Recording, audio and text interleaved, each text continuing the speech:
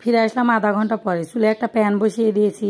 প্যানটা গরম হয়ে আসলে দিয়ে দিচ্ছি 1 চা চামচ ঘি, দিয়ে দিচ্ছি পরিমাণ মতো সয়াবিন তেল।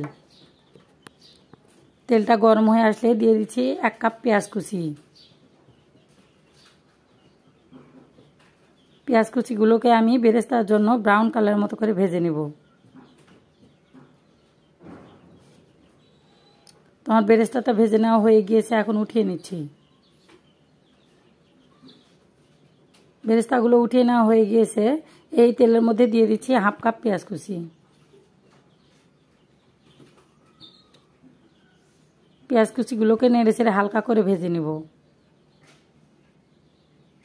পেঁয়াজ কুচিগুলো হালকা ভেজে নেওয়া হয়ে গিয়েছে।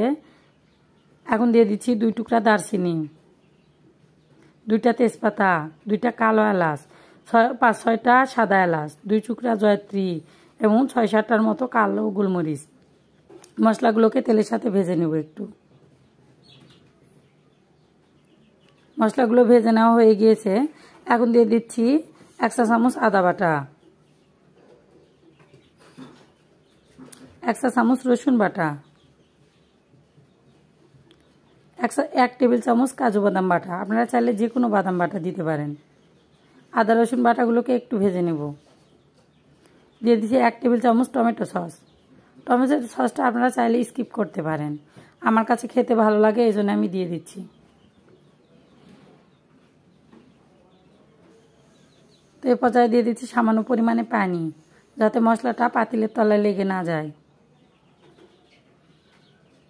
দিয়ে দিচ্ছি 1 চা চামচ লাল মরিচের গুঁড়া, 1 চা চামচ ধনিয়ার গুঁড়া, 1 চা চামচ জিরার গুঁড়া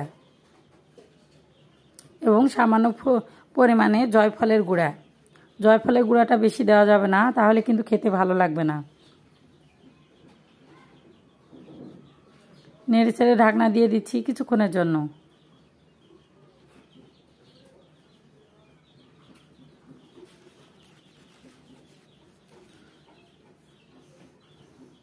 কিছুক্ষণ পরে ঢাকনাটা উঠিয়ে মশলাগুলোকে কষিয়ে নেব।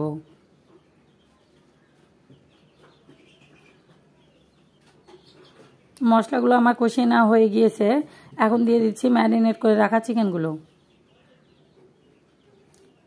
চিকেনগুলোকে এখন মশলার সাথে আমি নেড়ে চেড়ে মিক্স করে নেব।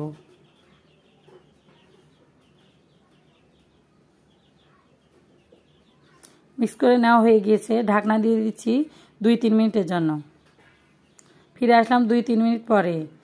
এখন চিকেনগুলোকে আমি নেড়ে চেড়ে সুন্দরভাবে কষিয়ে নেব।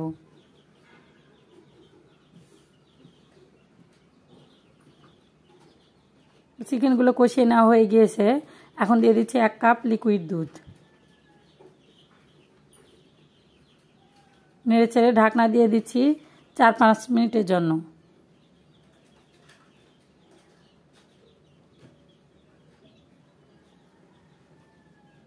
চার 5 মিনিট পরে আমার চিকেনের বলক চলে এসেছে। এ পর্যায়ে দিয়ে দিচ্ছি 5-6টার মতো কাঁচা মরিচ ফ্লেভারের জন্য। মিষ্টির জন্য দিয়ে দিচ্ছি 1 টেবিল চামচ চিনি।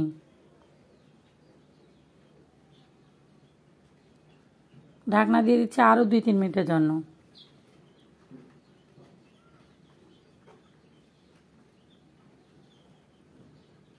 ফিরে আসলাম 2-3 মিনিট পরে। এ পর্যায়ে আমার চিকেনের ঝোলটা অনেক কমে এসেছে। এখন দিয়ে দিচ্ছি পেঁয়াজ বেরেস্তা, দিয়ে দিচ্ছি 1 চা চামচ ঘি এবং 1 চা চামচ কেওড়া জল। ঢাকনা দিয়ে দিচ্ছি কিছুক্ষণের জন্য। তো আমার চিকেন কোরমার এই রেসিপিটা আপনাদের কেমন লেগেছে কমেন্ট করে জানাবেন। ভালো লাগলে একটা লাইক এবং সাবস্ক্রাইব করে আমার পাশে থাকবেন। দেখা হবে অন্য কোনো ভিডিও নিয়ে। ততক্ষণে সবাই ভালো থাকবেন। আল্লাহ হাফেজ। আসসালামু আলাইকুম।